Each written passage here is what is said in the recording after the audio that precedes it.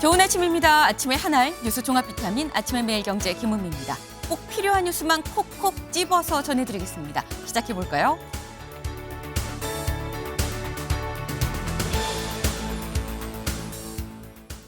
네, 국민일보 일면입니다. 벼랑 끝 기사 회생 김 기호 2번 달고 뛴다라는 거죠. 주말 사이에 불과 만 하루가 채 되지 않는 시간 동안 정말 많은 일들이 있었습니다. 자고 일어나 보니까 국민의힘 대선 후보가 취소가 됐고요. 그날 한밤중에 다시 원복되는 상황이 벌어졌다. 정당 사상 초유의 일이었다라는 거죠. 어쨌거나 결론은 기호 2번은 김문수 후보가 달고 뛰게 됐다라는 겁니다. 일단 국민의힘 후보가 최종 확정이 되면서 다음 기사 볼까요?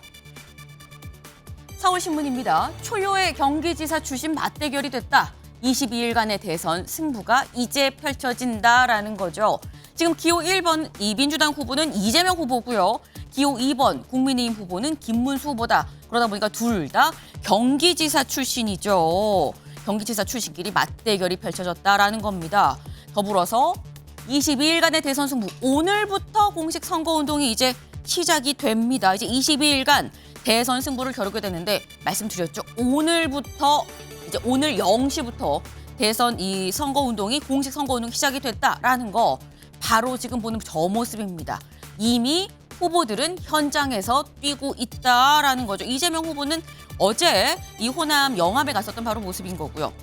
김문수 후보는 가락시장에서 오늘 새벽 5시부터 일정을 시작했습니다. 이준석 후보는 오늘 0시가 땡 되자마자 바로 여수산단으로 갔다라는 거예요.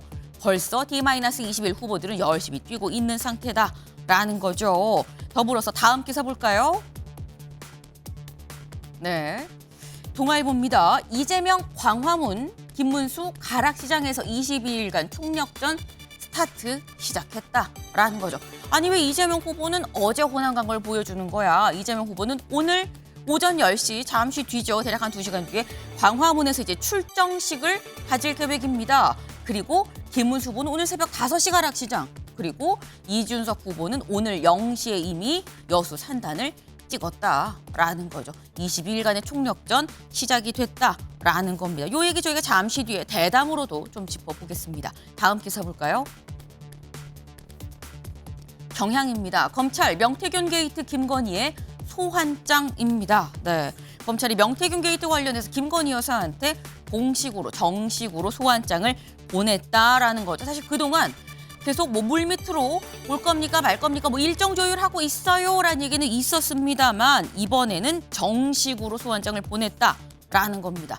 이건 어떤 의미라는 거냐? 이 얘기도 잠시 뒤에 대담으로 좀 짚어보겠습니다. 다음 기사 볼까요? 한국일보입니다. 네. 막오른 미중 관세 협상, 트럼프 큰 진전이 있었다라는 거죠. 물론 트럼프 대통령이 지금 전 세계를 상대로 관세 전쟁을 벌이고 있습니다만 가장 주목되는 건 미중 간의 관세 협상이죠. 지금 현지 시각으로 지난 10일부터 중립국인 스위스 제네바에서 협상이 시작이 됐는데 여기 볼까요? 무려 첫날부터 10시간 동안 회담을 했다라는 겁니다. 그리고 이 긴 회담 아예 첫 모두 발언부터 완전히 비공개였었다라는 거죠. 이틀째 협상에 불구하고 장기화 전망이 우세하다라는 게 이 신문의 지금 제목인데 오늘 새벽에 속보가 나왔습니다. 뭐라고 나왔느냐? 중국의 이 허리펑 국무원 부총리, 중국의 경제 실세죠. 이 허리펑 부총리가 미국과의 통상 협상에서 상당한 진전이 있었다라고 얘기를 했다라는 거죠. 때문에 오늘, 그러니까 현지 시각으로 12일, 우리 시각으로는 오늘 밤이거나 아니면 내일 새벽이 될 수 있는데 이 12일에 공동 성명을 발표할 예정이다라고 직접 밝혔다라는 겁니다. 미중 간 관세 협상에 그럼 어떤 내용이 담길 것인지, 이 두 나라 사이에 낀 우리나라에는 그럼 어떤 영향이 있을 건지가 관건이 될 수 있겠죠.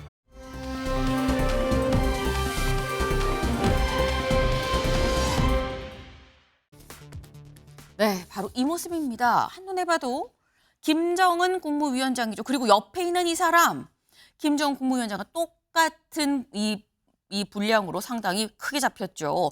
바로 사랑하는 딸 김주애입니다. 네, 북한 김정은 국무위원장과 그 딸 김주애가 러시아의 전승절을 맞아서 평양에 있는 러시아 대사관을 직접 방문을 했다. 라는 건데 사실 그동안 김주애를 데리고 같이 많이 다녔었어요. 그런데 그동안은 안보 행보, 민생 경제 행보 했었는데 처음으로 외교 행사에도 등장을 했다라는 겁니다. 더불어서 이 사진을 이 보도를 하면서 북한 매체에서 뭐라고 했느냐. 가장 사랑하는 따님이다 라고 얘기를 했다라는 거죠. 후계자가 맞나보다라는 얘기가 그래서 나오고 있다라고 합니다. 오늘 눈길 가는 기사 하나 갖고 왔는데 같이 볼까요?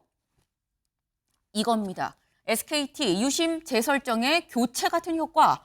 매장 가야 근데 가능하다라는 추가적인 설명이 같이 붙었습니다. 지금 SKT 유심 이 정보 해킹 관련한 사태와 관련해서 SKT가 모든 이용자에 대해서 유심을 교체해드리겠습니다.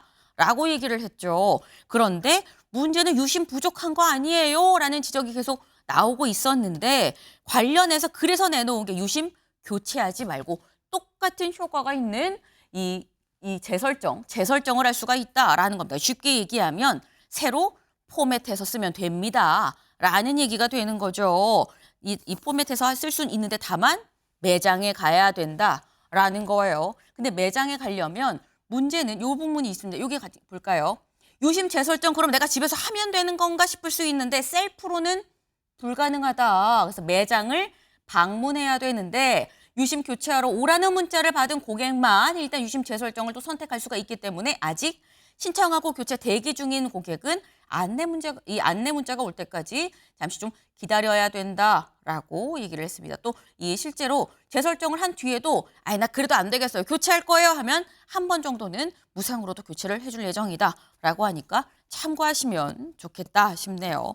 아침의 매일경제 뉴스 종합 비타민 언제나처럼 TV로 좀 크게 보시다가요. 궁금한 점 유튜브 댓글로 남겨주시면 같이 좀 얘기를 해보겠습니다. 함께해 주실 분들 소개합니다. 안녕하세요.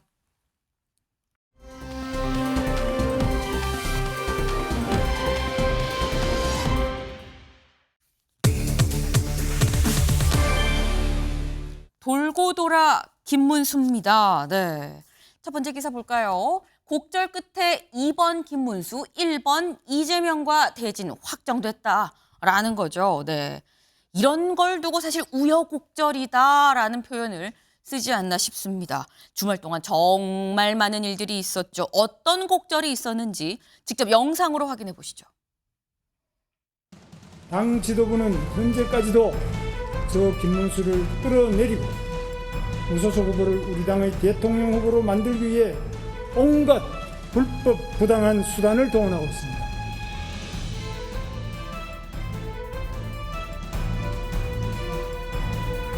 협상의 여지는 없을 것으로 생각합니다. 절대 동의할 수 없는 원칙이라고 생각을 합니다.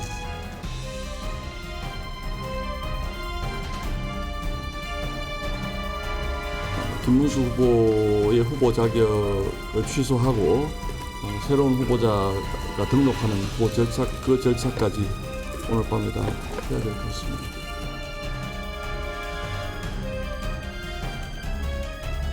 저는 대통령 선거에 출마하면서 모든 것을 내려놓았습니다.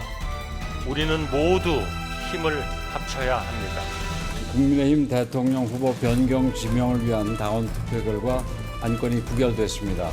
모든 책임을 지고 제가 물러나겠습니다. 대통령 후보 관련 서류를 등록하고 나왔습니다. 저는 굉장히 놀라운 기적이 일어났다고 생각합니다.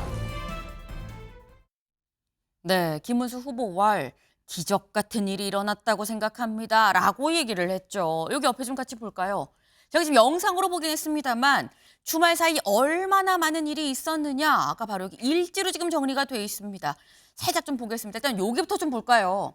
지난 3일 일단 국민의힘 대선 후보로 김문수 후보가 선출이 됐죠. 그리고 난 다음에 계속해서 들려온 게 한덕수 후보와 단일화 언제 할 거냐 얘기가 있었고 7일과 8일 상간에 두 후보 사이에 단일화 협상이 있었지만 최종 결렬이 됐습니다. 그리고 9일 오전, 지난 금요일 오전 11시에 김문수 후보가 의원총회에 온다 해서 기억하시나요? 저희가 방송에서 의원총회에 온다고 한 손에 선물이 있을 것이냐, 폭탄이 있을 것이냐 말씀을 드렸었는데 와서 한 얘기 당 지도부가 날 끌어내리려고 한다라고 얘기를 했었다라는 거죠. 그리고 난 다음에 이후에 오후 6시에 김 후보 측에서 가처분 신청을 냅니다. 그리고 밤 10시에 의원총회가 열리고 여기에서 대선 후보 재선출 결정 권한을 비대위에 위임한다라는 의결이 있었고요.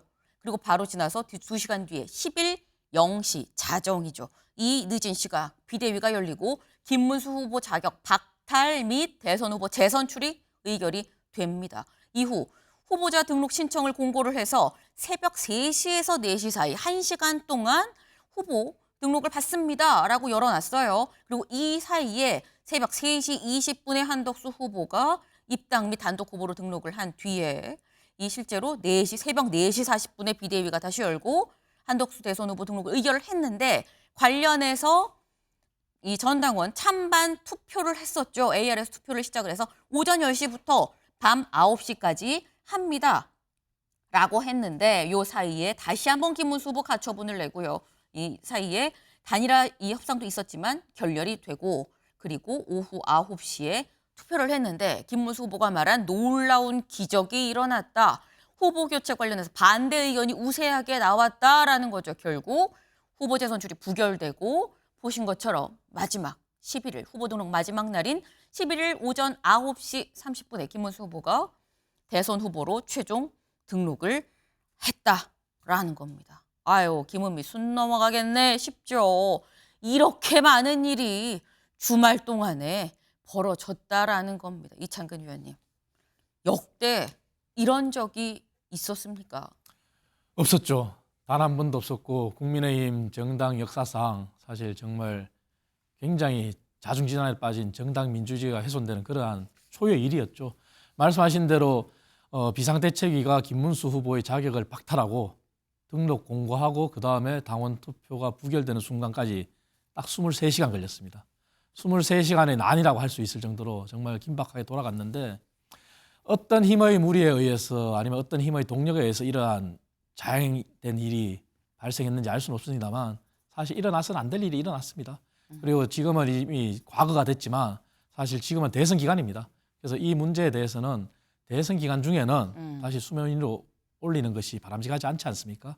그리고 당연히 대선에 몰입해야 되고 아마 대선이 끝난 다음에 대선 결과가 어떻게 되든 간에 이 부분은 정당 민주주의를 바로 세운다는 그런 관점에서도 다시 한번 재조명은 분명히 필요하다. 저는 그렇게 말씀드리겠습니다. 네, 이런 일이 없었고 좀 자중질환이다라는 표현을 지금 쓰셨어요.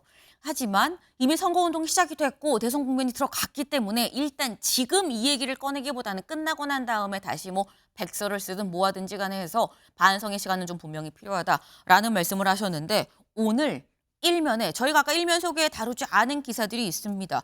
조선일보 일면 같이 볼까요? 조선일보입니다. 조선일보의 오늘 일면이에요. 초유의 후보 교체 파동, 나라까지 간 국민의힘이 조선일보의 일면이었었고요. 다음 기사 보겠습니다. 동아일보는 일면을 어떻게 뽑았느냐.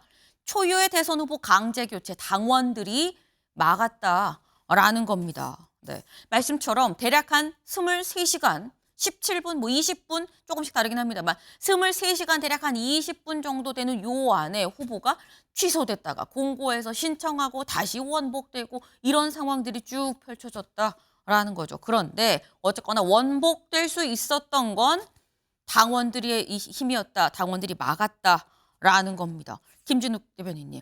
사실 요 직전에 국민의힘에서 단일화 여부에 대해서 전당원 투표를 했을 때 단일화에 당원의 80% 이상이 찬성을 하는 게 나왔기 때문에 찬반 투표하면 당연히 찬성이 많은 거 아니야라는 전망이 상당히 우세했었는데 혹시 예상하셨습니까? 반대가 더 많을 거라는 거? 뭐 예상하기 쉽지는 않았던 것 같습니다. 네. 좀 전에도 저희 제목에서 나왔습니다만 제가 볼 때 12.3 비상계엄은 국민이 진압을 했다면 50 후보 강탈 쿠데타는 당원이 진압했다 이렇게 표현을 하는 것이 맞을 것 같고요.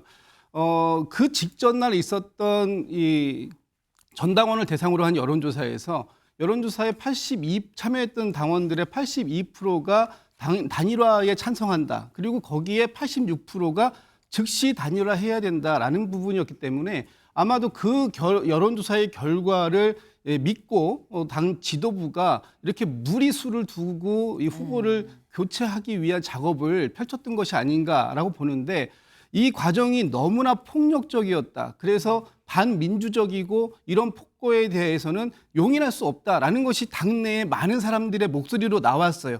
한동훈 전 후보, 안철수 전 후보 등등해서 많은 사람들이 어떻게 이렇게 반민주적인 폭거가 국민의힘에서 있을 수 있냐라고 하니까 그런 것들이 당원들에게도 그 이신전심으로 전달된 게 아닌가 싶습니다. 네. 지금 반민주적 폭거 아니었느냐라는 굉장히 다소 센 표현을 좀 같이 쓰셨어요. 하지만 대부분의 이 사람들이 이런 결과가 반대가 더 많을 거라는 예상을 하지는 못하지 않았었냐라고 말씀을 하셨는데 사실 지금의 이 얘기가 뭐 너무 반민주적이었다라는 표현을 쓰시는 이유 아마 요것 때문이 아닌가 싶습니다. 다음 기사 좀 볼까요?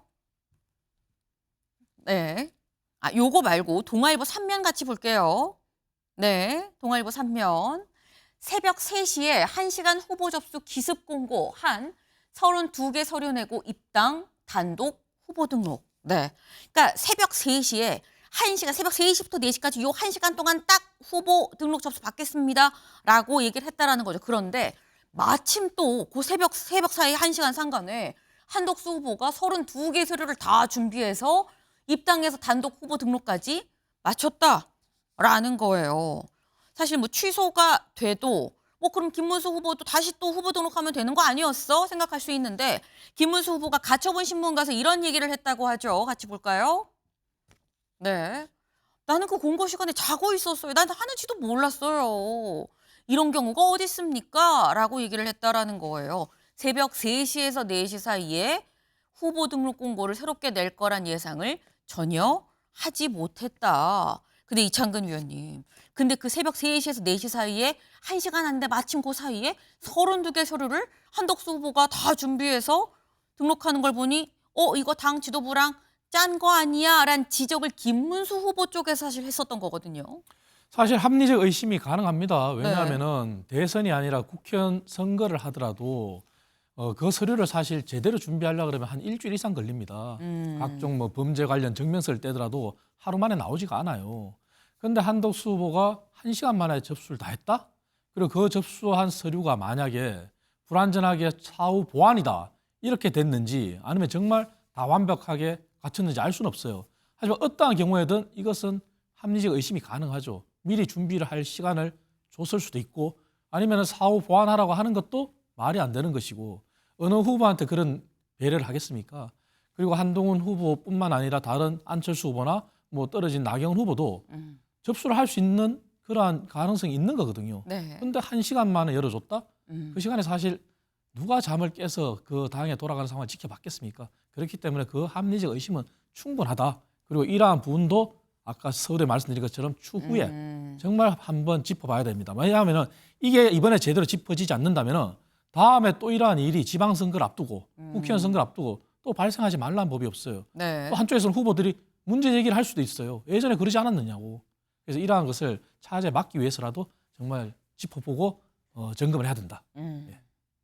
지금 거듭 말씀하시는 게 문제가 있었다. 하지만 지금은 일단 선거가 시작이 됐고 후보가 결정이 됐기 때문에 지금은 일단 잠시 좀 내려놓고 다만 선거가 끝난 다음엔 확실하게 좀 짚을 건 좀 짚을 필요가 있다라는 말씀을 지금 하셨습니다. 아까 저희 살짝 맛본 그 만평 좀 같이 볼까요? 요거죠. 네, 큰 구덩이가 있는데 뭔가 이렇게 줄줄 피를 철철 흘리면서 김문수 거북이가 걸어가고 있다라는 거예요. 지금 화살을 한 너댓 개는 지금 맞았다라는 건데 김진욱 대변인님, 요 만평 설명 좀 해주시죠. 어떻게 보십니까?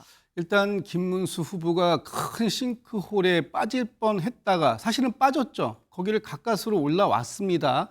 그런데 김문수 후보의 발걸음은 굉장히 무겁고 느리기만 하죠. 지금 이 김문수 후보 앞엔 두 가지를 좀 해야 되는데 하나는 내부를 통합해야 되는 상황이 하나 있고 또 하나는 이제 그 외연을 확장해야 되는데 외연 확장까지는 못 가더라도 내부 통합이 될까? 지금 김문수 후보의 등에는 수개의 화살이 꽂혀 있어요. 그리고 거의 발걸음 걸음걸음에 혈흔이 낭자되어 있는 거 아닙니까? 그만큼 이미 김문수 후보가 단일화 과정이라고 얘기하지만 사실상의 후보 강탈 과정에서 상당히 많은 피해를 입었다. 피를 볼 수밖에 없는 상황이었기 때문에 김문수 후보의 발걸음이 더딜 수밖에 없는 것이고요.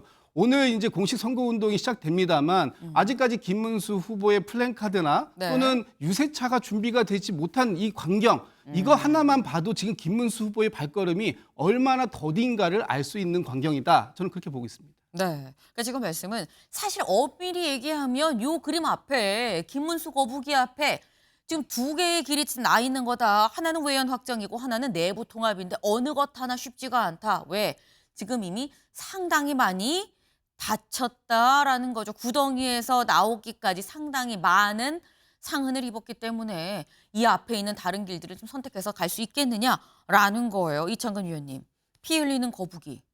토끼 이재명 이길 수 있는 거냐라는 얘기 나올 수 있어요. 기울어진 운동장은 인정해야 됩니다.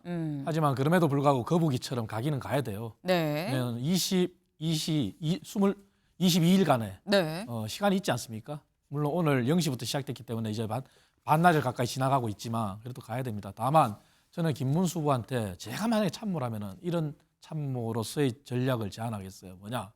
더 이상 빅텐트 이재명 반 이재명 빅텐트 얘기하면 안 됩니다. 이재명은 이미 앞서 나가 있는 사람이고 자기는 상처를 입었고 네. 당내 통합도 중요하지만 김문수 후보가 해야 될 것은 오로지 국민만 바라보고 가야 됩니다. 그 얘기는 국민 대통합을 내세운 국민 빅텐트, 중도 빅텐트를 해야 됩니다. 그 출발점은 김문수 후보가 경선 때 이런 약속을 했어요. 계엄과 탄핵에 대해서 네. 한동훈 후보가 물었을 때 내가 후보가 되면은 심사숙고해서 고민해서 답하겠다고 얘기한 적이 있습니다. 아마 그 부분을 국민들과 중도 국민들은 인지하고 있을 거예요. 그렇다면은 지금도 늦지 않았습니다. 우리 당이 왜 국민들부터 지지를 못 받는지 그것은 일반 국민 정서와 동떨어졌기 때문이거든요. 본인도 생각을 바꿔서 정말 계엄이 잘 됐다고 찬성한 사람은 없었어요. 다만 네. 탄핵과 관련해서는 생각이 다양했지만 그 부분에 대해서 과거로 묻고 본인이 사과하고 털고 가야 됩니다. 그것이 국민 빅텐트의 출발점이고요. 그리고 본인은 지금도 굉장히 늦었는데 너무 안일한 선거운동을 하고 있다고 저는 생각합니다. 그래서 5시가 아니라 0시부터 했었어야죠. 그런 각오로 국민 속으로 들어가야죠. 그래서 지금은 이렇게 길거리에 협의할 시간이 없어요. 촘촘하게 국민들을 만나고 본인의 전략을 내세우고 비전을 발표하고 그래서 미래로 나아가기를 저는 정말 고언드립니다. 네. 이창근 위원님께서 선거를 많이 치러보셨죠. 그리고 많은 선거에서 전략을 짜는 이 전략통으로 참모로 계셨었기 때문에 지금 이렇게 말씀을 하셨어요. 이게 전략적인 측면에서 내가 참모라면 난 이렇게 말씀을 드리겠습니다. 반명 빅텐트가 아니라 제 국민 빅텐트를 쳐야 합니다. 지금 1분 1초가 모자르니 정말 진심으로 적극적으로 현장 속으로 들어가야 됩니다라는 말씀을 지금 하셨어요. 네. 지금 사실 말씀처럼 기울어진 운동장이라는 건 좀 우리가 인정을 해야 됩니다라고 또 말씀을 하셨는데 사실 이게 좀 후보 교체가 무리했다라는 지적과 함께 지금 나오고 있는 부분이 분명히 있습니다. 다음 기사 볼까요? 아까 말씀에 지금 앞에 외연 확장도 해야 되고 내부 통합도 해야 된다라고 말씀을 하셨는데 바로 이 부분인 거죠. 무리한 후보 교체 뒤엔 윤심, 들끓는 국힘, 친윤, 정계 은퇴하라라는 얘기가 내부에서 또 나오고 있다라는 거예요. 일단 결론을 지었고 봉합은 짓긴 지었는데 봉합을 했긴 했지만 언제 터질지 모르게 안에서 지금 부글부글하다라는 거죠. 후보 교체 뒤엔 윤심이 있었던 거 아니야라는 게 그 생각이 어떤 전제인 건데 김문수 후보 사실 강하게 당 지도부와 이 대결 국면에 들어서면서 이런 얘기를 했었습니다. 직접 들어보실까요? 등록도 안 한 사람 보고 자꾸 단일화를 하기가 온 지도부가 이렇게 나오는 사전에 우리 경선 과정 이전에 미리 짜여진 본인들의 각본에 의해 가지고 한덕수 후보 추대론에 지나지 않지 이건 단일화도 아니다. 이것은 대국민 사기극이 아니냐. 네. 홍준표 전 후보죠. 이 대구시장도 뭐라고 얘기를 했었느냐. 내가 이제는 좀 얘기할 수 있다라고 얘기하면서 용산과 당 지도부 김문수는 만만하니까 김문수를 밀어서 한덕수의 장애가 되는 나 홍준표를 떨어뜨리자는 공작을 꾸미고 있었다라고 SNS에 또 글을 올렸었습니다. 그러니까 이 얘기인즉슨 김문수 후보도 그 홍준표 전 이 대구시장도 얘기를 한 게 결국 한덕수 전 총리를 민 건 친윤이고 용산이다라는 의심이 상당히 팽배해 있었다라는 거죠. 그런데 이런 상황에서 어쨌거나 우여곡절을 겪고 곡절 끝에 기호 2번 김문수 후보가 됐는데 다음 기사 보죠. 권성동 유임, 친윤 손잡은 김문수, 국힘 개파 갈등 확전일로입니다. 네. 그 지금 이 다시 김문수 후보가 원복이 되고 난 다음에 권영세 비대위원장은 내려놨죠. 저는 이제 떠나겠습니다라고 갔습니다. 그런데 권성동 원내대표는 그럼 어떻게 되는 거야? 라는 얘기가 있었는데 어제 두 사람이 만났다고 해요. 그 얘기 서지영 대변인 얘기 잠깐 들어보겠습니다.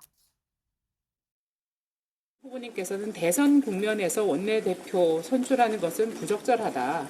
그리고 선거 기간 동안 전 의원님들이 선거운동에 전력을 다해 매진할 수 있도록 원내대표께서 역할을 해달라라는 취지의 말씀을 하셨습니다.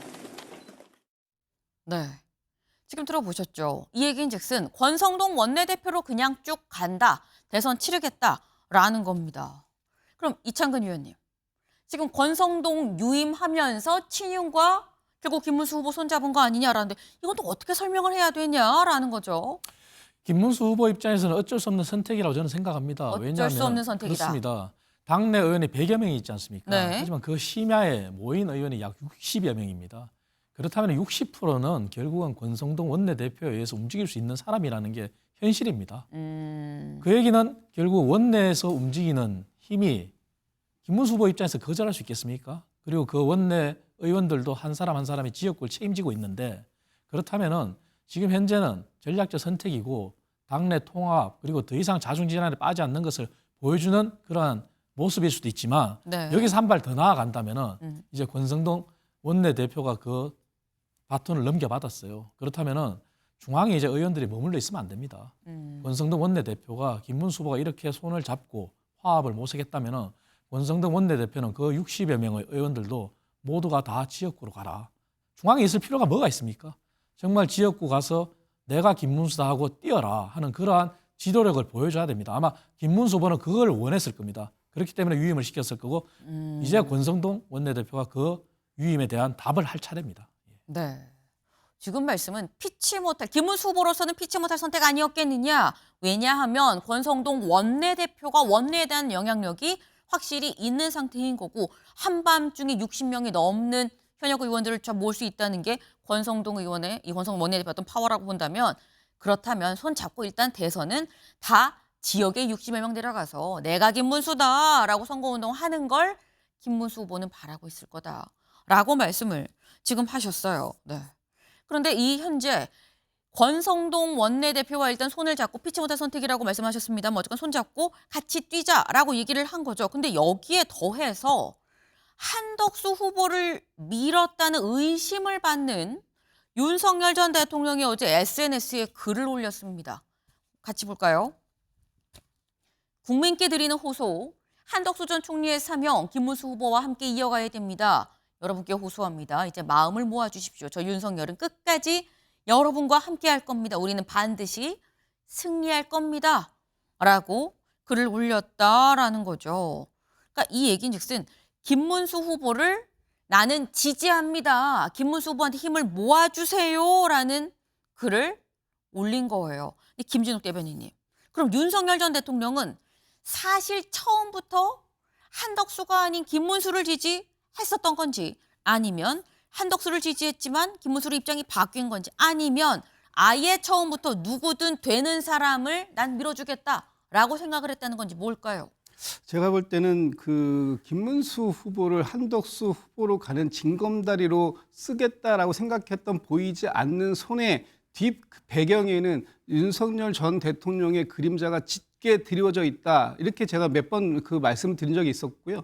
이번에 선거 캠페인이 이번 12.3 비상겸의 윤석열 전 대통령이 파면되면서 생긴 조기 대선입니다. 이 대선에서의 캠페인을 제대로 하려면 탄핵의 강을 건너야 되고 윤심의 강을 건너야 된다라고 제가 몇 번을 말씀을 드렸는데 이렇게 다시 윤석열 대통령과 손잡는 김문수 후보 이렇게 되면 결과적으로 보면 김문수 후보는 이제 윤석열 대통령의 비호를 받는 지지를 받는 후보로 각인이 될 수밖에 없는 거예요.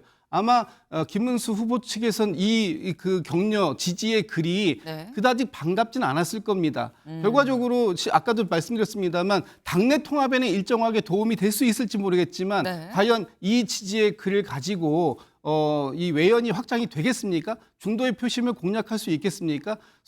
지금 김문수 후보가 당내에서 일부 의원들이 얘기하는 것처럼 12.3 비상계엄 내란 사태에 대해서 진솔한 반성과 사과하자. 그리고 윤석열 대통령을 출당 제명시키는 등의 선을 확실히 긋고 가는 모습을 보이자라는 부분, 그 어느 것도 할 수 없는 지경에 이르게 되는 거 아니겠습니까? 그렇다면 선거 캠페인은 더욱더 어려운 국면으로 갈 것이다. 저는 그렇게 예측합니다.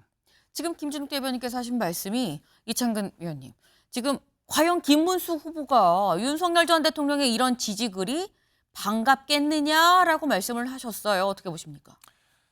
제가 김문수 후보라면 절대 반갑지 않을 겁니다. 아마 김문수 후보도 저는 그렇게 생각할 거라고 판단됩니다. 네. 왜냐하면은 지금은 김문수 후보가 스포트라이트를 받아야 될 시기입니다. 대선 후보가 어쨌든 우여곡절 끝에 됐거든요. 그리고 윤석열 전 대통령은 과거로부터 거슬러 올라간다면은 박근혜 전 대통령으로부터 또 자유로울 수 없는 사람입니다. 그럼 윤석열 전 대통령은 박근혜 전 대통령의 모습을 보고 배워야 됩니다. 박근혜 전 대통령이 어떻게 했습니까? 당을 위해서 본인이 결국 억울하지만 침묵했습니다. 그리고 본인의 사법 판단에 충실했습니다.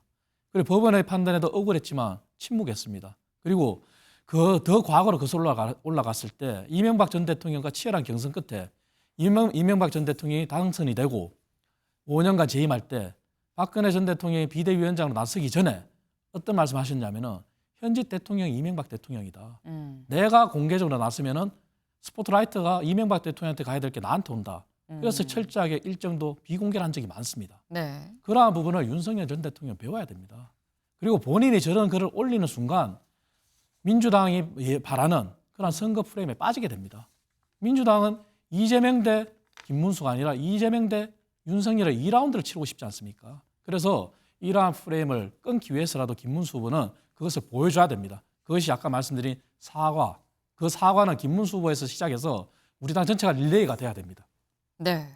그러니까 지금 말씀 중에 침묵이라는 단어가 굉장히 많이 등장을 했어요. 앞서 탄핵이 됐었던 박근혜 전 대통령의 사례를 좀 비춰봐야 되는 거 아니겠느냐라는 말씀을 지금 하셨는데 어쨌거나 주말 사이에 정말 산이 무너지고 바다가 열리고 다시 산이 솟고 정말 이런 표현이 맞는지 모르겠지만 상전벽해 같은 막 그런 일들이 펼쳐졌었다라는 거죠. 다만 이젠 정리가 됐습니다. 그럼 이제 앞으로는 어떻게 되는 거냐 그 얘기를 다음 키워드로 좀 얘기해 볼까요?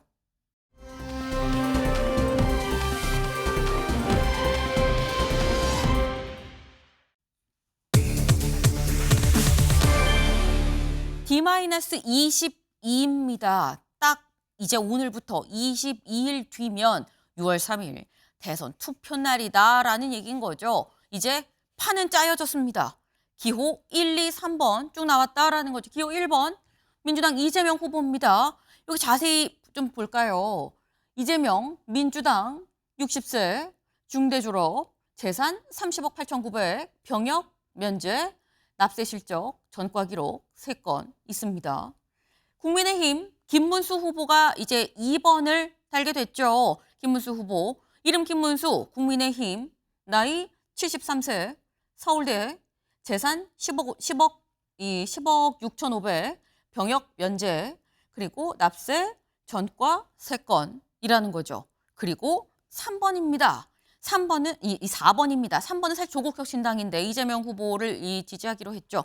4번 기호 4번 개혁신당 이준석 개혁신당 딱 40세입니다. 그리고 하버드대 졸업이고요. 재산 14억 7천 그리고 병역 대체복무로 산업기능요원으로 병역이 마쳤습니다. 그리고 납세 전과 기록 없음.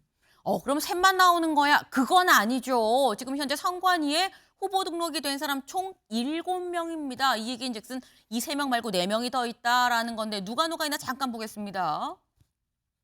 볼까요? 네. 기호 5번 민주노동당 권영구, 기호 6번 자유통일당 구주화, 무소속의 황교안, 무소속의 송진호 있어서 총 기호가 8번까지지만 중간에 이 기호 3번으로 들어갈 조국혁신당이 빠지면서 총 7명의 대선 후보를 이 대선 후보가 최종 확정이 됐다라고 봐야 된다라는 거죠.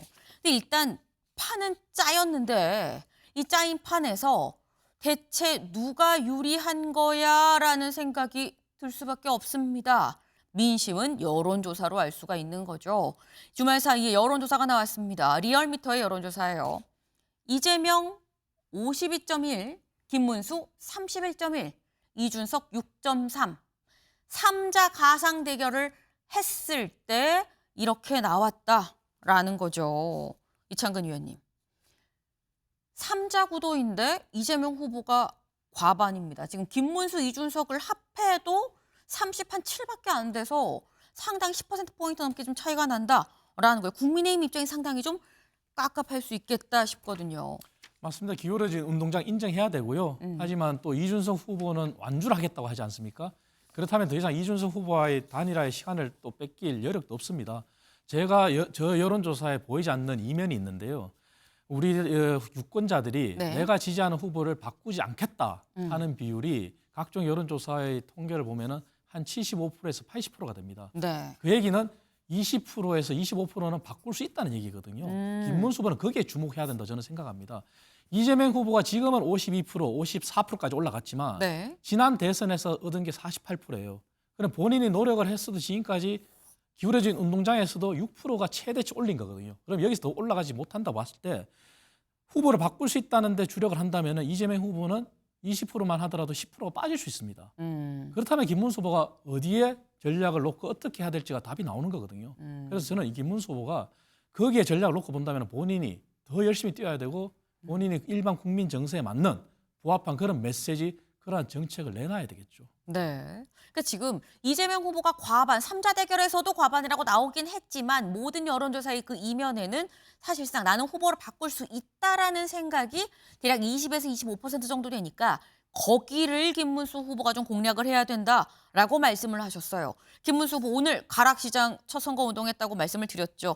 여기에서 기자들이 이재명 후보가 상당히 지금 지지율이 높게 나오는데요. 과반인데요 라고 물어봤습니다.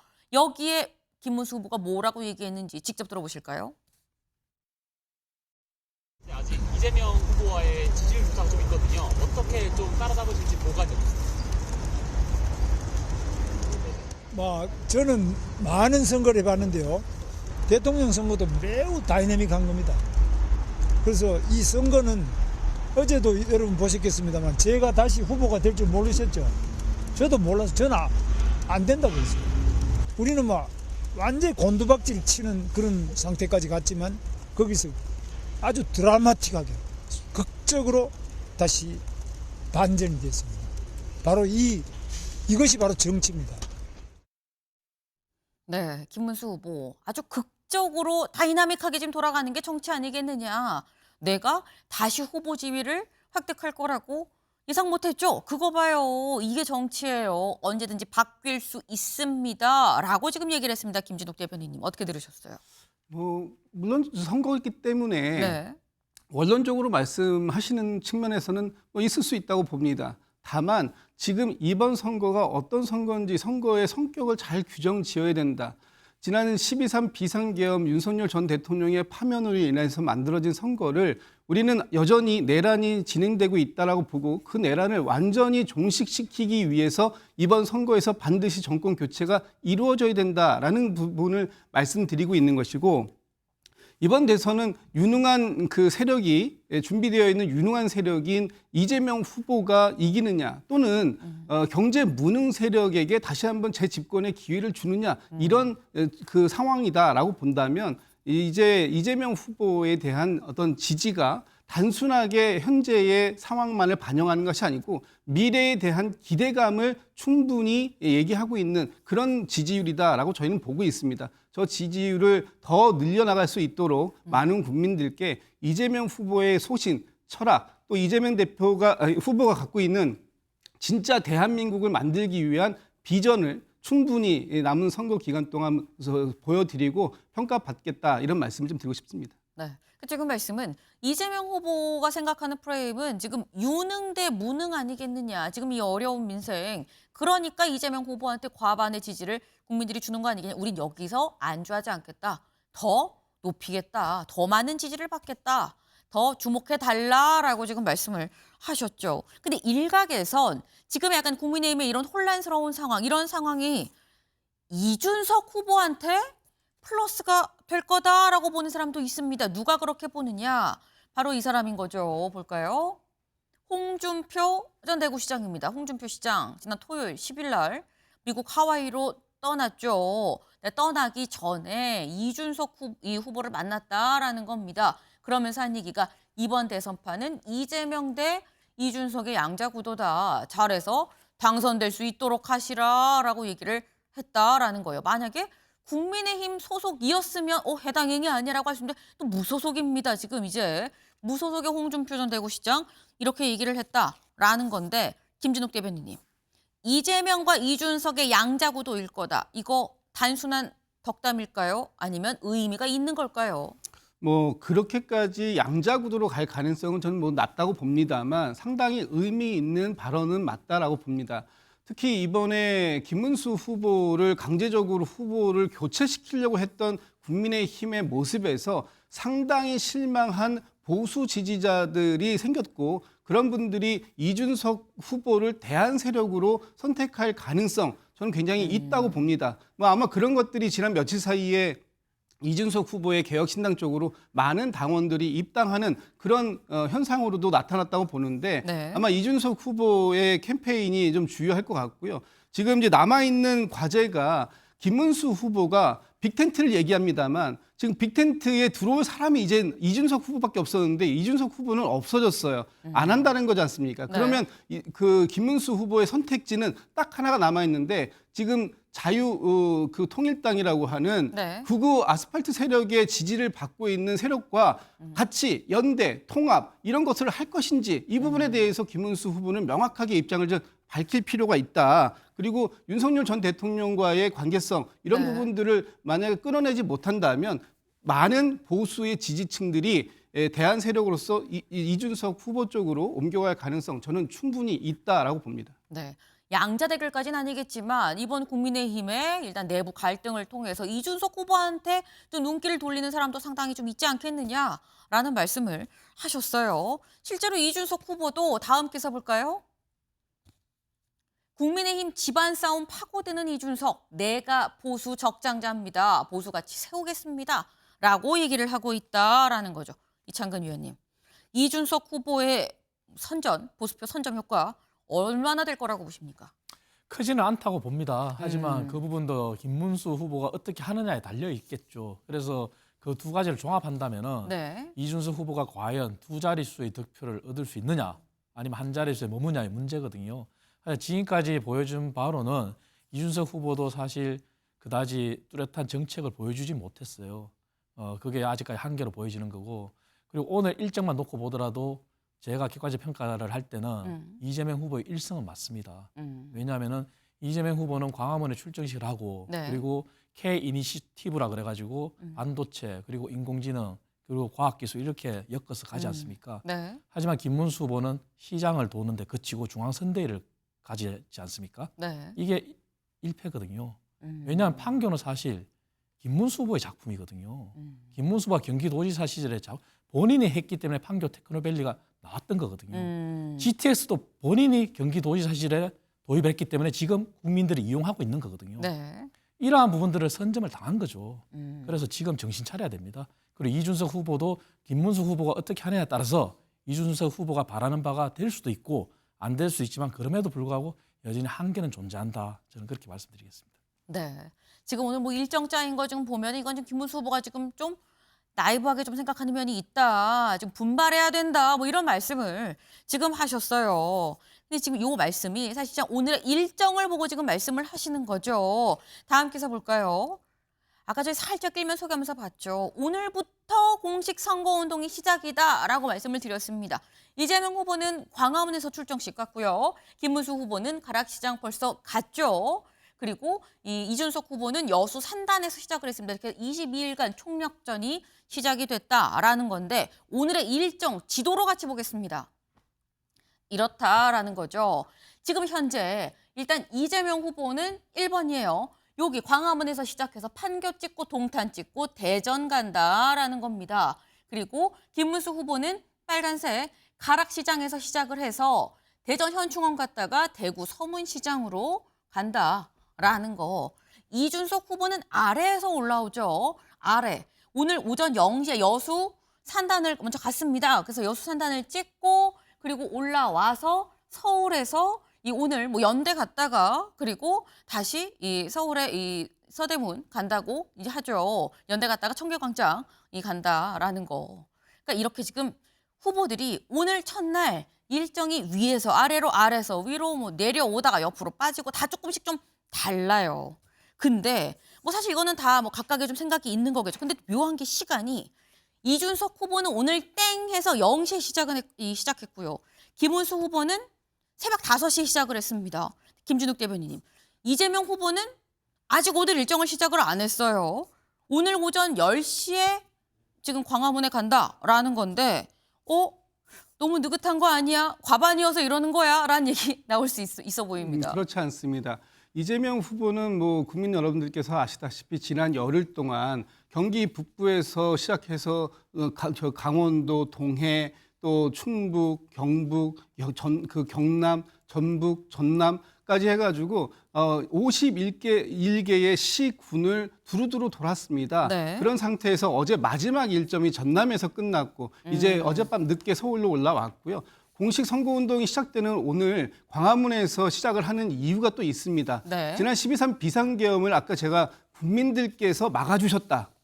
국민들께서 진압해 주셨다고 했는데 그때 많은 국민들께서 응원봉을 들고 나오셨기 때문에 우리가 지난 12.3 비상계엄을 진압한 걸 비세혁명이다 이렇게 명칭하고 있지 않습니까? 그 그 혁명을 완성하는 것이 이번 대선이다라는 것, 내란을 확실히 정권 교체를 통해서 종식시키겠다라는 것, 이런 것들을 분명하게 의지를 표현하고 그 다음 일정이 이제 저희가 가장 중요한 첫 번째 공약이 AI 산업입니다. 네. AI 산업에 관련되어 있는 판교, 대전까지 이어지면서 이 부분에 대한 이재명 후보의 그 비전을 충분히 설명드릴 수 있는 그런 시간을 갖겠다라는 것이 오늘의 첫 번째 유세 일정의 배경이다 이런 말씀을 드리고 싶습니다. 네, 절대 이재명 후보가 과반이기 때문에 늦게 하는 게 아니라 어제 밤 늦게까지 호남에서 있었고 그리고 올라와서 오늘 첫 스타트가 광화문이 의미 있는 장소이기 때문에 그렇기 때문에 그 점을 좀 감안을 해야 된다라고 또 말씀을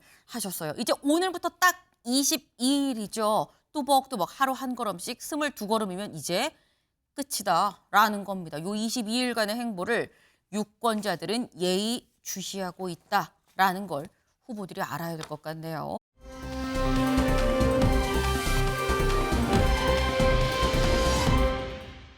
다음으로 넘어가 보겠습니다. 사람에 주목해보는 시간이죠. 아침엔 피플입니다. 먼저 첫 번째, 밝게 웃는 이 사람, 김용태 의원이에요. 국민의힘 김용태 의원이 왜 등장을 한 거냐. 기사 같이 볼까요?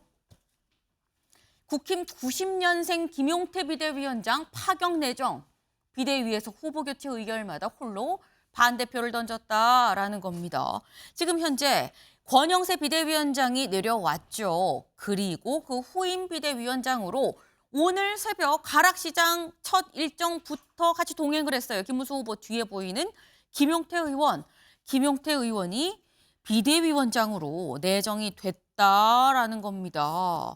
근데 이게 김수민 의원님, 김용태 의원이 아마 올해 35살, 만으로 하면 더 어릴 수도 있어 보이긴 하는데 이준석 후보가 당대표에 이건 비대위원장 임명이기 때문에 당대표 선출이랑은 좀 딱 맞진 않긴 합니다만 이준석 후보가 당대표 선출 때가 36인가 그랬었거든요. 최연소 아닙니까? 네, 비대위원장 또 당 대표격이라고 볼 수 있기 때문에 네. 최연소 당 대표에 가깝다. 아주 옛날 정치까지 다 뒤져보진 못했지만 최근에 87년 이후 민주화로 따졌을 때는 이제 최연소의 대표에 가까운 것 같아요. 그런 의미에서 이제 좀 신선한 효과는 있을 수는 있는데, 근데 네. 현재 국민의힘이나 김문수 후보 측이 김용태 비대위원장을 내정을 한 것은 네. 간판을 교체한 정도의 효과라고 봐야 될 것 같아요. 이 식당 자체가 문제가 많이 있는데 간판만 교체해서 될 일인가, 이거는 이제 추후의 숙제로 남을 것 같고, 사실은 이제 간판 교체 이전에 좀 메뉴부터 정리를 할 필요가 있을 것 같습니다. 메뉴 간소화 이런 것들을 이제 식당 경영 컨설팅에서도 많이 주문을 하는 그런 부분인데, 국민의힘이 이번 대선에서 간표 요인이 되는 대표적인 것은 탄핵의 그늘이죠. 그러면 이제 탄핵, 친윤 이런 코드들을 메뉴에서 정리를 해줘야 되는데, 근데 한편으로는 김용태 위원장이야 친윤이라고 볼 수는 없다 할지라도 현제 네. 또 김문수 캠프에서 친윤이 전진 배치되고 있다거나 또 권성동 원내대표가 자리를 지키고 있다거나 이런 부분들은 그냥 간판만 김용태라는 신선한 간판을 걸고 뒤로는 그대로 식당 운영이 지속되는 것이 아닌가라는 비판을 받을 수밖에 없는 거거든요. 그리고 김용태 위원장이 지명이 된 것이 예전에 친분이 있었던 개혁신당의 이준석 후보와의 단일화나 빅텐트를 염두에 둔 거 아니냐는 말이 나오지만, 근데 네. 이준석 후보나 개혁신당 입장에서는 국민의힘이 친윤 코드를 고수하는 이상 단일화는커녕 그것을 오히려 역공해가지고 보수표를 가져가는 그 전략을 펼 거기 때문에 김용태 비대위원장 임명만으로는 안 된다, 이 말씀을 드리겠습니다. 지금 김용태 비대위원장은 뭐 보기에는 뭐 최연소고 그럴듯해 보이지만 하지만 간판만 바꾼 거다라는 말씀을 지금 하셨어요. 김광선 변호사님. 이거는 그러니까 간판만 바꾼 거고 사실상 비대위원장 역할이 아니라 그냥 약간 꽃처럼 갖다 놓은 거 아니야? 뭐 이런 취지의 지금 말씀을 하신 거거든요. 그런데 이제 대선 국면이잖아요. 네. 그러면 사실 이제 모든 당권이랄지 이런 것들은 다 후보가 가지고 있는 거예요. 그래서 사실 비대위원장이랄지 이제 당대표가 뭐 행사할 수 있는 권리가 이렇게 많지 않습니다. 그러면 일단은 제가 볼 때는 뭐 김용태 의원을 비대위원장으로 내정한 것은 제가 볼 때는 굉장히 잘했다고 봐요. 왜냐하면 이번에 이제 후보 교체와 관련해서 엄청나게 많은 논란이 있었잖아요. 그런데 거기에서도 사실 김용태 의원이 계속적으로 후보 교체에 반대했다는 거 아닙니까? 그리고 일단 친윤 색채도 없고요. 이제 무엇보다도 이 김문수 후보가 70세가 넘었어요. 그러면 뭔가 대비되는 모습이 이제 젊은 모습을 보여주는 거고, 지금 국민의힘 자체를 보면 이번에 뭐 후보 교체 논란 사태도 그렇고 보면 굉장히 올드하다는 느낌을 받거든요. 네. 그런데 결국 당 간판인 비대위원장의 김용태 의원, 그리고 이제까지 할 말을 했었고 쓴소리 많이 했던 게 김용태 의원 아닙니까? 그래서 저것은 뭐 상당히 내정은 잘했다, 저는 뭐 칭찬하고 싶은데, 그다음에 이제 두 번째로 중요한 것이 지금 당이 굉장히 분란이 있고 분열되어 있잖아요. 네. 그러면 결과적으로 중요한 것이 이제 단일 대우 형성하는 거거든요.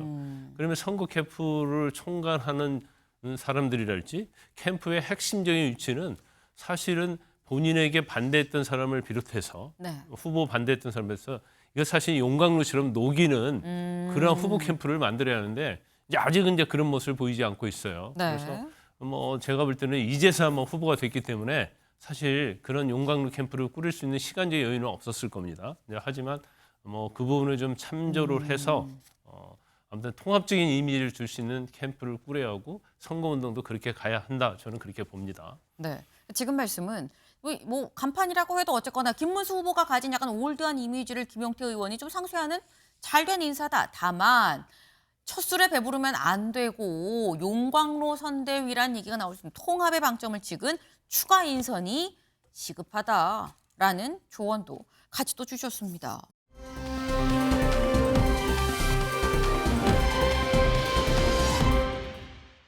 두 번째 인물 가볼까요? 두 번째 인물 누군지 보겠습니다. 네, 두 번째 인물. 두 번째 인물들이에요. 굉장히 많죠. 김민석 전 의원이 박주민, 홍익표, 서영교, 그리고 여기는 박홍근이죠. 6명이나 지금 되는 상황입니다. 네. 이 6명이나 된 사람이 왜 나왔느냐? 기사 같이 볼까요? 당내 라이벌 한 팀 패치, 이재명식 무한 경쟁 선대위다라는 거예요. 지금 이 민주당 이재명 후보의 선대위는 무한 경쟁이다. 그럼 여기 6명이 왜 나왔느냐? 공통점 여기 나와 있습니다. 서울 지역은 내년 서울시장 출마설이 나오는 김민석 수석 최고위원을 비롯해 전현희, 박주민이 1차 인선으로 배치가 됐고 여기에 박홍근, 서영교 의원과 홍익표 전 의원도 추가로 포함됐다.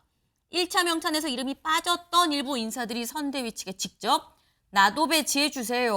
나도 서울로 뛸 겁니다. 라고 추가 배치를 요청을 했다라는 겁니다.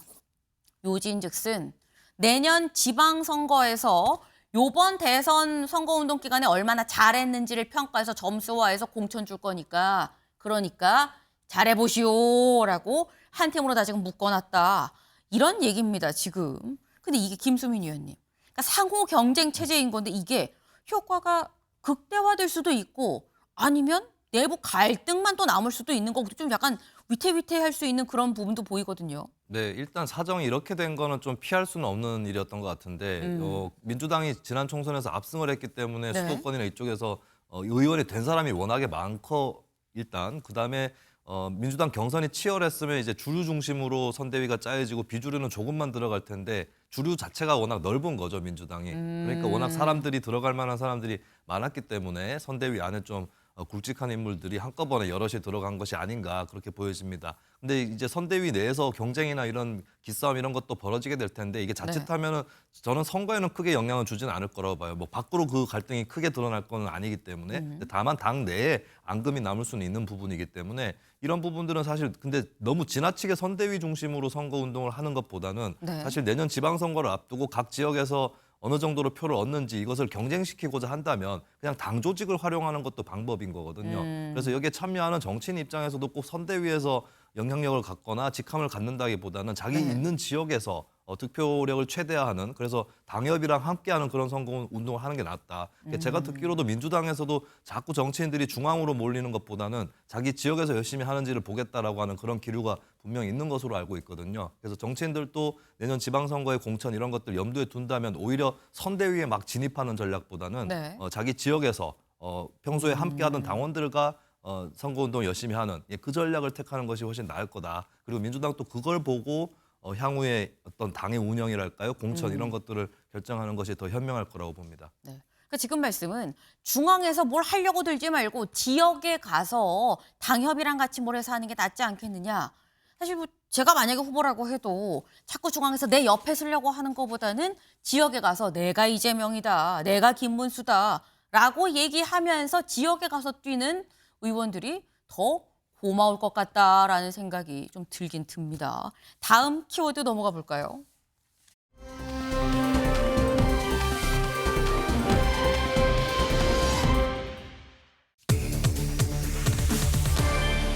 포토라인 설까? 네, 무슨 얘기냐? 보겠습니다. 윤석열 오늘 걸어서 법정으로 포토라인 설까라는 겁니다. 윤석열 전 대통령 오늘 내란 혐의 관련해서 형사재판이 예정이 돼 있죠. 오늘 오전 10시에 재판이 예정이 돼 있는데 근데 관련해서 첫 번째, 두 번째 재판은 사실 지하로 해서 별도 통로로 해서 법정으로 들어갈 수 있도록 재판부에서 법원에서 허가를 해줬습니다. 그런데 오늘 세 번째 출석인데 오늘 나오는 건 걸어서 법정으로 바깥으로 해서 이렇게 들어와야 됩니다. 더 이상 지하 통로 안 돼요라고 얘기를 했다라는 거죠. 근데 김광선 변호사님, 사실 포토라인에 선다고 한다면 뭔가 말을 할 게 있다라는 얘기가 될 텐데 오늘 포토라인에 설까요? 근데 원래 이제 윤 전 대통령의 스타일이 이제 다변가라 그런 말 많이 하잖아요. 그리고 지금 우리 헌법재판소 재판, 심판 그리고 법원 재판할 때 보면 본인이 주도적으로 다 해요. 그래서 원래의 스타일로 보면 포토라인에 서서 자신이 하고 싶은 얘기를 다 할 것이다 이렇게 봐요. 그런데 저는 개인적으로 볼 때는 일단은 이제까지 어떤 공개적인 카메라는 법정 안에서 또 헌법재판소 탄핵 심판 정에서만 있었잖아요.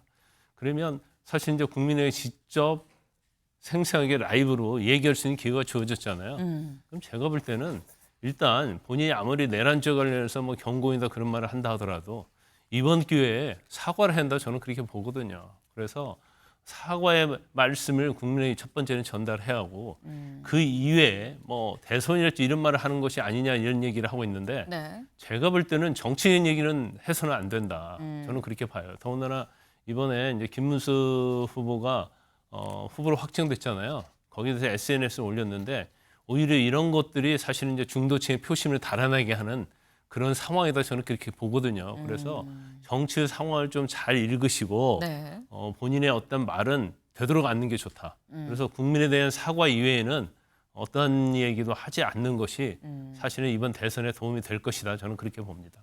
지금 말씀은 추측컨대 윤석열 전 대통령이 뭔가 말을 할 것 같은데 개인적인 생각으로 좀 안 했으면 좋겠다라는 말씀을 지금 하신 거예요. 그리고 말을 할 거면 사과의 뜻을 담은 그 얘기를 하는 게 맞지 그 외에 뭐 정치적이라던가 다른 얘기를 하는 건 오히려 마이너스일 수 있다라는 말씀을 지금 하셨습니다. 네. 과연 이제 시간이 사실 얼마 안 남았어요. 대략 한 1시간여 정도 지금 남았는데 1시간 뒤에 윤석열 전 대통령이 과연 포토라인에 설 것이냐 아니면 그냥 들어갈 것이냐. 어떻게 보면 법정내가 아니라 공개된 장소에서 이 언론을 통해서 프레스를 통해서 이 공개적으로 다 얘기를 할 수 있는 굉장히 이 석방되고 난 다음에 거의 첫 번째 장소라고도 볼 수가 있는데 얘기를 할 것이냐라는 거죠. 근데 더불어서 윤석열 전 대통령 말고 이번 주에 김건희 여사한테도 이런 통보가 왔다라고 합니다. 다음 기사 볼까요? 검찰 김건희 여사의 이번 주 중에 출석하라 통보를 했다라는 거예요. 네. 지금 이 김건희 여사가 지금 명태균 관련 이 의혹해서 그래서 검찰에서 뭐 나오십시오라는 얘기를 2월부터 했었다라는 얘기는 그 전부터 있었어요. 그리고 뭐 일정을 조율한다 뭐 이런 얘기도 있었는데 이번엔 정식으로 소환장을 보냈다라는 겁니다. 이거는 김수민 의원님, 정식으로 소환장을 보냈다라는 건 어떤 의미로 봐야 되는 겁니까? 일단은 계속 출석 요청을 했거든요. 네. 그리고 거듭된 요청을 계속 불응했기 때문에 강제력을 동원해서라도 소환할 수 있다라고 하는 그 신호가 되겠습니다. 만약에 이렇게 했는데도 계속 출석하지 않는다라고 하면 체포라든지 강제 구인은 길이 열릴 수밖에 없는 거고 지금 이제 김건희 씨가 관여되어 있는 여러 사건들의 수사들이 여러 관계자들 다 수사를 했거든요. 본인만 빠져 있는 그런 상태이기 때문에 이 소환에 응하지 않을 수 있는 명분은 전혀 없습니다. 그렇기 때문에 강제적 절차를 충분히 밟을 수 있다라고 하는 지금 신호가 온 것이죠. 지금 이거는 공개적으로 공식 소환장을 보냈다는 얘기는 강제적으로 소환을 좀 집행을 할 수 있다라는 얘기 아니겠느냐. 여기 나와 있죠. 강제 구인을 고려할 수도 있다라는 얘기라는 겁니다. 다음 기사를 좀 볼까요? 이 얘기인 거죠. 검찰 김건희 피의자 신분으로 출석을 이번 주 안에 하세요라고 요구를 했다라는 얘기는 불응된 체포영장도 검토할 수 있다라는 거예요. 그런데 지금 이번에 부른 건 이른바 명태균 관련한 의혹, 명태균 씨 관련한 의혹 때문에 부른 건데 여기를 좀 보겠습니다. 주요 혐의와 의혹. 지금 현재 명태균 씨 관련한 뭐 공천 개입 의혹이 있는 거고 그 외에 도이치모터스 주가 조작 의혹도 재수사하기로 했죠. 그리고 재산신고 뭐 누락 의혹도 지금 현재 이 수사가 진행이 되고 있는 거고 명품백 등에 대한 수수 의혹도 있습니다. 때문에 김광선 변호사님 이번에 뭐 체포영장까지 얘기가 나오면서 일단 불러서 조사를 할 땐 명태균 관련한 공천 개입 의혹 말고 싹 다 물어보지 않겠느냐라는 전망도 있어요. 그럴 가능성이 크죠. 왜냐하면 크다. 뭐 어쨌든 간에 네. 전 대통령의 부인이지 않습니까? 그래서 그냥 계속적으로 부르기는 힘들 거예요. 그런데 제가 볼 때는 이제 한 번에 불러서 다 조사할 수도 있는데 일단 서울중앙지검 서울고검 사건이 있고요. 네. 또 건진법사와 관련된 게 서울 남부지검 사건이거든요. 그쵸. 그래서 이건 또 분리해서 또 부를 수도 있어요. 그러니까 지금 김영선 전 의원, 그러니까 명태균 씨와 관련된 공천 개입 사건이 있고, 이거는 뭐 2022년도, 2024년도 뭐 한 3개 정도 됩니다. 이제 공천 개입과 관련된 부분. 그다음에 지금 도이치모터스 관련 것도 무혐의를 했지만 이제 서울 고검에서 직접 수사하겠다고 이렇게 하고 있어요. 네. 그리고 뭐 주가 조작 문제랄지 여러 가지가 있기 때문에 더군다나 이제 최근에 나온 것이 바로 이제 건진법사 관련해서 명품 뭐 6천만 원 상당의 뭐 다이아몬드 목걸이랄지 아니면 뭐 샤넬백을 받았다 이제 이런 부분들이 있어서 조사는 불가피하게 보인다. 그런데 사실 이제 대선 안에 불러서 안 나온다고 하는데 이제 강제로 체포영장 발부하기는 좀 어렵지 않을까 그런 생각이 들어요. 그래서 일단 뭐 대선 안에까지 소환을 불응하면 결국 대선 후에 넘어갈 것이고 그래서 대선 후에 조사가 될 가능성이 크다. 원래는 13일, 그러니까 내일부터 16일까지 오라고 소환장 했거든요. 그런데 그거에도 제가 볼 때는 응하지 않을 가능성이 상당히 있지 않을까 싶습니다. 지금 말씀은 일단 이번 주 안에 오라라는 게 검찰의 입장이지만 여기에 불응할 가능성이 높다. 왜? 지금 이제 대선이 22일밖에 안 남았기 때문에 대선 전에는 소환에 응하지 않을 것 같다. 근데 그렇다고 한다면 어쨌거나 검찰은 명분을 축적을 하는 거고 대선 뒤에 강제적으로 체포영장 등등이 정말 대두될 가능성이 좀 있다라는 말씀을 지금 하셨습니다. 그런데 김건희 여사 말고 지금 이재명 후보의 배우자죠. 김혜경 씨도 오늘 항소심 선고가 예정이 돼 있습니다. 공직선거법 위반 혐의, 그러니까 지난 대선, 요번 알고 지난 대선 때 이 다른 이 의원 사모들과 같이 밥을 먹고 그 비용을 지불을 했다라는 거죠. 그래서 이미 1심이 나왔어요. 1심은 벌금 150만 원이다. 근데 공직선거법은 100만 원이 넘으면 피선거권이 상실되고 선거운동도 못하게 되는 상황인 건데 김광삼 변호사님. 네. 오늘 항소심입니다. 항소심 어떻게 나올까요? 100만 원 넘을까요? 안 넘을까요? 제가 볼 때는 개인적으로 볼 때는 뭐 1심과 같을 것이다 이렇게 보고요. 같을 거다. 사실은 저거 자체는 지금 이제 선거법상 100만 원 넘고 안 넘고 중요하진 않아요. 저건. 그래 왜냐면 그때 이제 경선 후보자 때 있었던 것인데 그래서 오늘 뭐 1심 그대로 선고가 나올 가능성이 크다 이렇게 보고요. 만에 이제 무죄가 나온다랄지 아니면 벌금이 많이 줄어들면 이건 또 논란 소지가 좀 많이 있을 거예요.